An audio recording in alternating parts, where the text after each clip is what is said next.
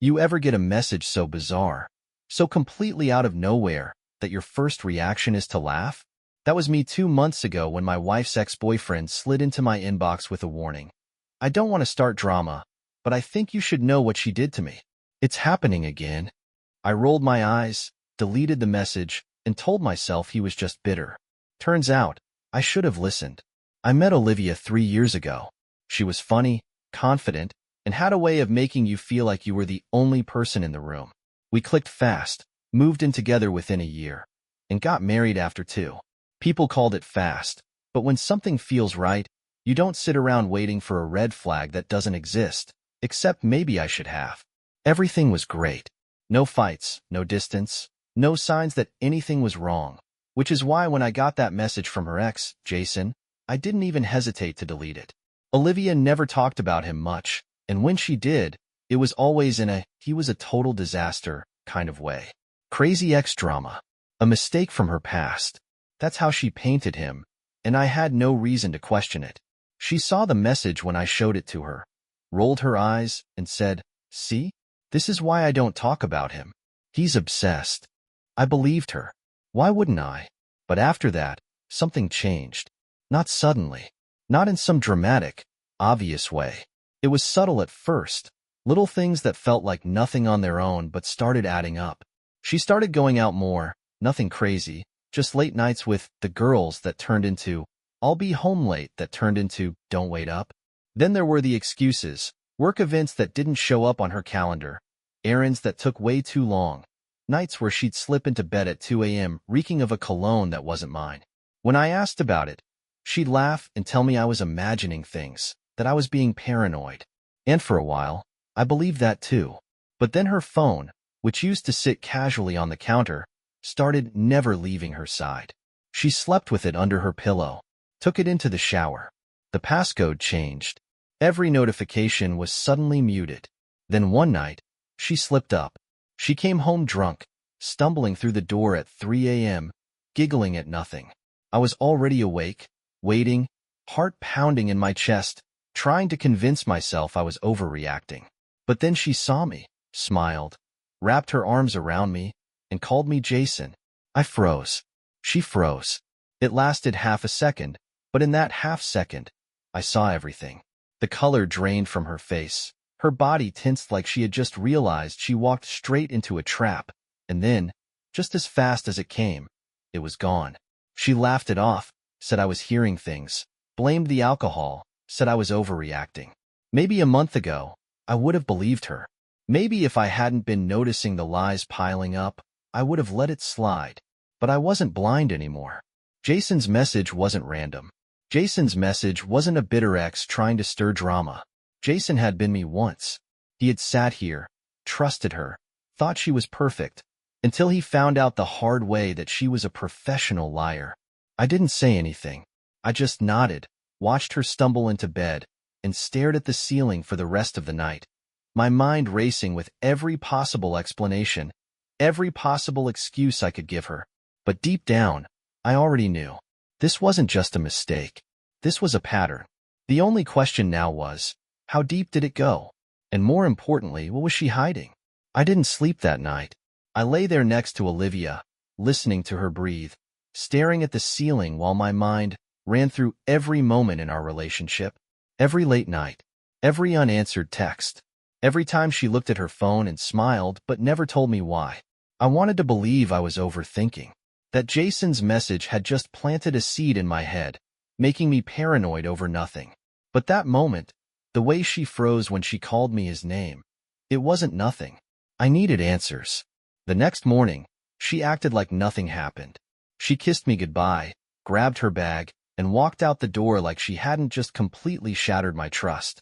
That should have been my wake-up call. The way she was so good at pretending. But I still wasn't ready to confront her. Not yet. I needed proof. So I started looking. Not the obvious places. I didn't touch her phone. Too risky. Olivia was too careful now, too calculated. If she was hiding something, she wouldn't make it easy to find. But nobody is perfect. Everybody slips up eventually. And her slip-up? It was in the back of her closet. I found it while looking for an old shoebox, a small black lockbox buried behind her winter coats. At first, I thought it was something normal, old letters, sentimental keepsakes. But the lock was new. Not dusty, not worn down. Brand new, like she had started using it recently. That was when I knew. I grabbed it, sat on the floor, and stared at it for a long time. My hands felt numb, my chest tight. Some part of me was still hoping it was nothing, that I'd open it and find old pictures, maybe some childhood junk she forgot about, that I was just being paranoid. I forced the lock open, and inside, a stack of hotel key cards, at least a dozen, different hotels, different dates, receipts, fancy dinners, spa treatments, weekend stays, all from times when she was supposedly on work trips or girls' weekends. A folded note, written in her handwriting. I miss you every second we're apart. My stomach dropped. The last thing I found was a photo, not of me, not of us, but of her, smiling, lying in a hotel bed, wearing nothing but a man's shirt. And it sure as hell wasn't mine. That was it. That was the moment it all became real. Jason had been right, and Olivia had been doing this for a long, long time. I put everything back in the box, locked it, and shoved it exactly where I found it. Then I stood up, walked out of the closet, and made a plan. Because this wasn't just about catching her anymore. This was about making sure she never saw it coming. I didn't confront her. Not yet. Not after what I found. Confrontation would mean an argument, a storm of lies, a performance where she'd cry, apologize, maybe even twist it back on me. Make me the villain for snooping, for not trusting her. No, Olivia was too good at manipulating reality. If I wanted to take her down, I had to be patient. So I smiled. I kissed her goodnight. I acted normal. And all the while, I planned. The hotel receipts in the lockbox? I took photos. The love note? Scanned. The picture of her in another man's shirt? Saved. Every single piece of evidence, documented and backed up. I needed to know who he was. One name. That's all it would take to turn her perfect little lie into a complete disaster. So I set a trap. I waited for Olivia's next work trip, and this time, instead of kissing her goodbye and wishing her a safe flight, I told her I was going out of town too, that I had a conference in another state, that I'd be unavailable, that she wouldn't be able to reach me. She hesitated, just for a second, a tiny flicker in her expression, calculating. But then she smiled, kissed me, and walked out the door, completely unaware that I was about to end her entire game. The moment she left, I followed. Not directly. Not like an idiot who'd get caught tailing his own wife. I let her think she was in the clear. Waited an hour, then checked the location tracking I had quietly enabled on her phone weeks ago. She wasn't at the airport. She wasn't even out of town. She was at a hotel downtown. The same hotel from one of the receipts in her secret box. I felt something cold settle in my stomach. This wasn't just cheating. This was a routine. I didn't go in right away. That would be too easy, too dramatic, and I wasn't about to give her the satisfaction of an emotional confrontation. I needed more. Something undeniable. So I waited. I found a spot across the street, ordered a coffee I didn't drink, and kept my eyes on the entrance. And after 30 minutes, he showed up. Tall, well-dressed, confident. The kind of guy who walks like the world belongs to him. He strode through those hotel doors like he had done it 1,000 times before, because he probably had. And I smiled. Because now, I had everything I needed. I wasn't just going to catch them. I was going to make sure Olivia's entire world came crashing down exactly the way she deserved. I sat there watching, the steam from my untouched coffee curling into the cold air as the man strolled into the hotel like he belonged there. And he did, because Olivia made sure he did. Every detail, every little moment, every excuse she had ever given me over the past year was clicking into place like a puzzle I had been too blind to solve. She wasn't just cheating. She had built an entire second life around it. The hotel, the secrecy, the rehearsed lies. It was so perfectly executed that I almost admired the level of effort. Almost.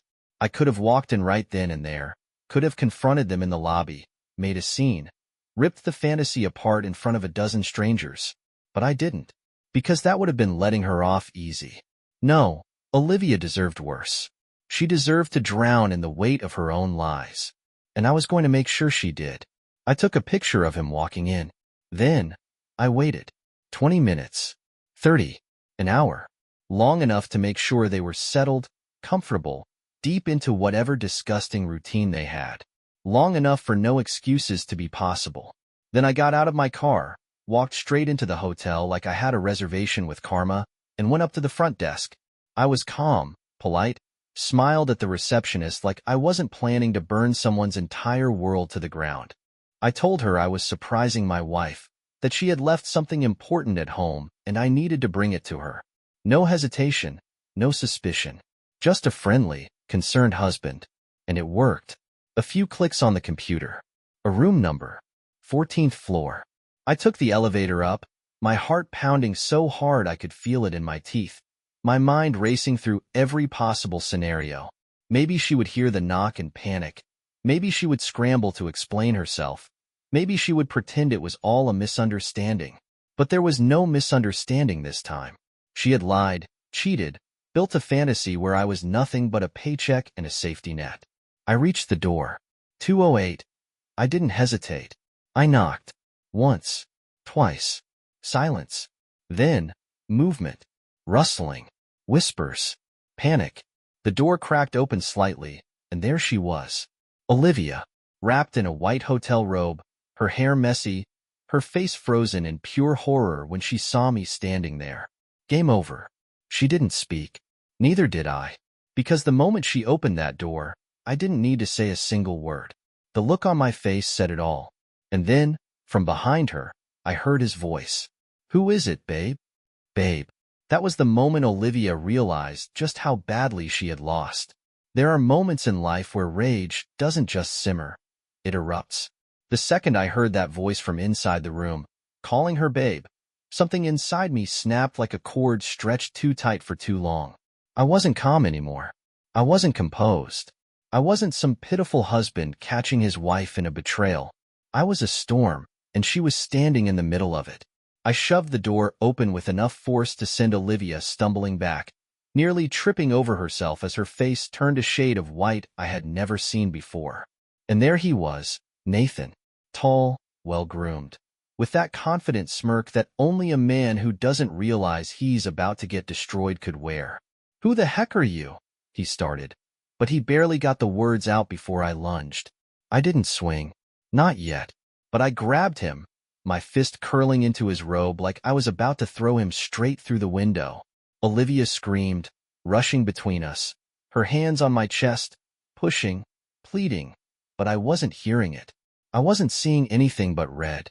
"You're asking who I am?" I snarled, shoving him back just hard enough for him to stumble. "I'm her husband." Nathan's smirk disappeared instantly. Olivia was crying now, stammering through some pathetic explanation, but I wasn't listening. I was done listening. 3 years. 3 years of love, trust, a life I built for her. And this is what she did behind my back? This wasn't a mistake. This wasn't a moment of weakness. This was routine. This was premeditated. This was a second life she was living while I was breaking my back working for our future. I stepped forward again, watching as Nathan took a step back. Not so confident now.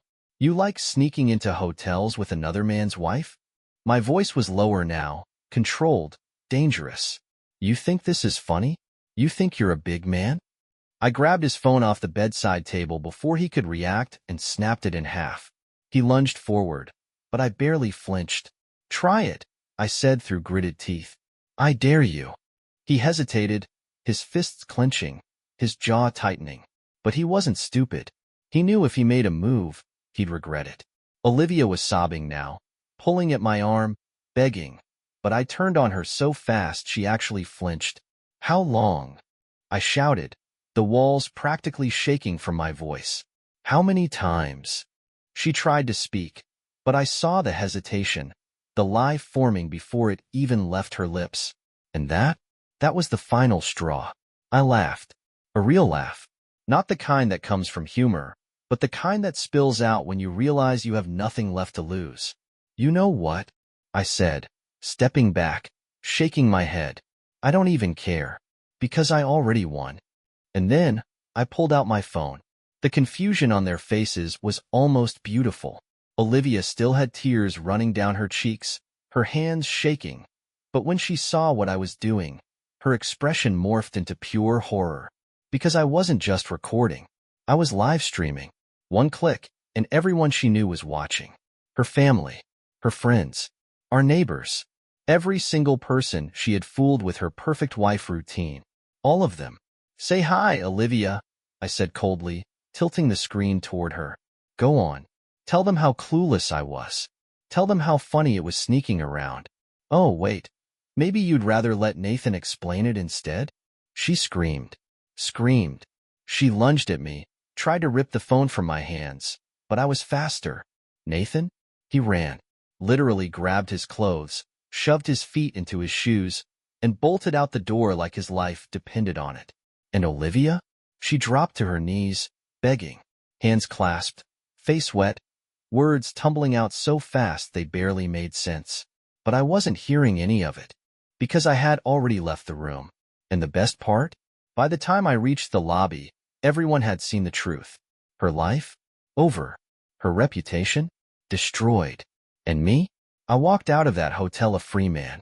The moment I stepped out of that hotel, I felt lighter than I had in years. The air was crisp, the streetlights buzzed softly, and I took the deepest breath I had ever taken, like a man walking out of a burning building and realizing he survived. Olivia? She was still inside, probably on the floor, probably sobbing, probably realizing that the world she had built from lies had just crumbled around her. But I wasn't thinking about her anymore. She was old news. I got into my car, placed my phone in the holder, and watched the live stream count skyrocket. Comments were exploding.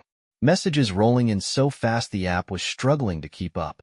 Some were from our mutual friends, some from people I hadn't spoken to in years, but most were people who knew Olivia. Her boss had seen it. Her family had seen it.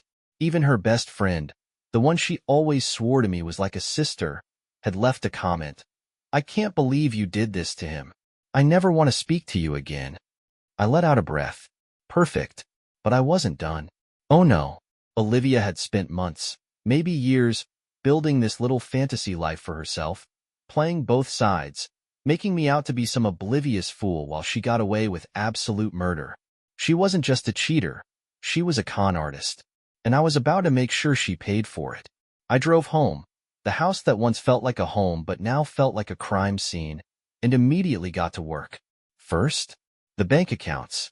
I had already suspected something was off. Money disappearing, unexplained charges, odd transactions at places I'd never been. Now that I knew who Olivia really was, I took my time digging. And within an hour, I found everything. Credit card charges that matched the hotel key cards I found in her lockbox. Transfers to an account I didn't recognize. A large sum of money pulled from our joint savings account just 2 weeks ago, clearly meant for her escape plan once she was done bleeding me dry. Not anymore. I called my lawyer first, told him everything. The cheating, the financial theft, the fraud. He barely let me finish before he said, "Don't worry. She's not getting a cent." Then, the landlord. Olivia didn't know this, but the lease on our place was in my name. I made sure of that before we even moved in. So when I called and told them she was leaving immediately, they didn't argue. I arranged for the locks to be changed the next morning. By the time she tried to come home, she wouldn't have a home to return to. Then, her job. She worked for a small but prestigious firm, the kind that didn't exactly tolerate public scandals. So I sent an email to her boss. Attached were screenshots, recordings, and just for good measure, a link to the now viral video of her getting caught red-handed. I didn't need to wait for a reply. I knew exactly how that was going to end. And finally, Nathan. Because why should Olivia be the only one to lose everything? I didn't know much about him, but I knew one important detail. His wife. Yes, he was married. And just like Olivia, he had no idea how badly he had just ruined his life. I found her easily enough. Social media is a beautiful thing. A quick message, a polite introduction, and within minutes, I had forwarded her every single piece of evidence. She didn't reply. Not at first. But the moment she saw it, she blocked Nathan. I sat back in my chair, staring at my screen, completely at peace. By the next morning, Everything fell apart. Olivia lost her job. Her best friend cut her off. Her parents disowned her. Nathan's wife kicked him out. And Olivia? She showed up at the house, bags in hand, face swollen from crying, only to find her key didn't work. I stood by the window and watched as she pounded on the door, screaming, sobbing, begging. I didn't open it.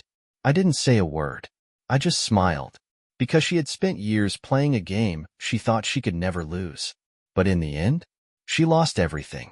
And me? I walked away with my freedom, my future, and the last laugh.